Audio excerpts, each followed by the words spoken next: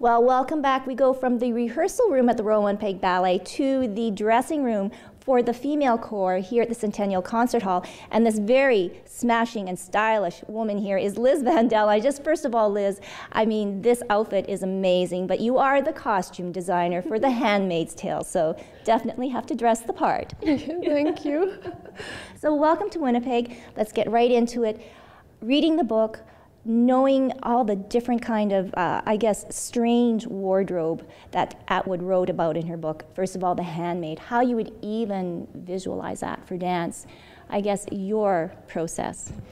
Well, I think that was a difficulty. We had to go into evocation of what was really happening, and how do we bring that evocation of rigidity, of covering completely a woman, to dance, which is had to be fluid, and we had to see the body. So I think there are little tricks that I can give you about my job. Is that when you impose on a body that's circular, that's not circular, but that's round, a geometrical shape, like a rectangle or a triangle, you automatically create a rigid aspect. So I worked around with building a geometrical shape on the body, like flat in a stiff fabric, but yet light, but the legs were completely be able to move on each side, and we can see also the sides of the woman's torso. So it's tricks from the business, you know. Tricks from the business. Now, you did do some costumes for Cirque de Soleil, so you are no stranger to, I guess, the fantastical and the imaginative. Yes, that's one part of it. The other part is, I always say, it's got to be as aesthetic as it is functional. So there's the costumes for extreme movements, whether it's circus, whether it's dance, where you have to raise your leg up to here, you know about that, right? So it's asking for really a lot of again, these are tricks. How do you make this work that is as aesthetic, as functional, you know, that people can actually dance in beautiful attire? You've done that magically with so many uses of fabric and pleating, but there is a Marilyn Monroe kind of, I think, style within.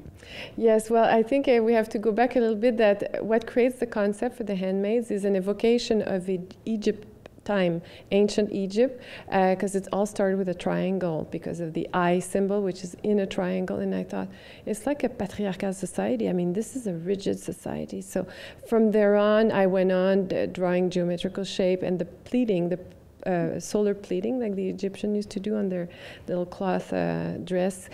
And then afterwards, for the Marilyn, they're crossroad with the pleating of the Egyptian and the fantasy of a lot of men, which would be Marilyn Monroe. Like, she's the most stunning woman for a lot of men.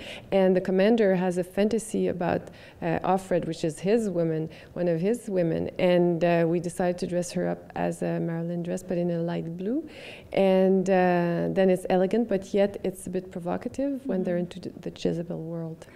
And for you, I mean, working with the ballet and working with Lila, and did you have any contact with Margaret Atwood too as well? Did she have any collaboration?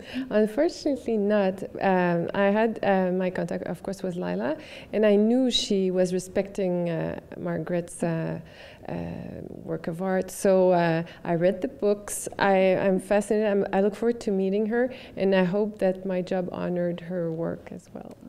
I'm certain she'll be pleased. Incredible costumes, once again, Liz Vandal, the costume designer for The Handmaid's Tale. And you know what, coming up we have a couple stories that maybe relate to costumes, the world of romance, the world of Harlequin. We'll find the Winnipeg connection. But right now, Laura Mukon has this interesting story about cosplay, and these people really like to dress up.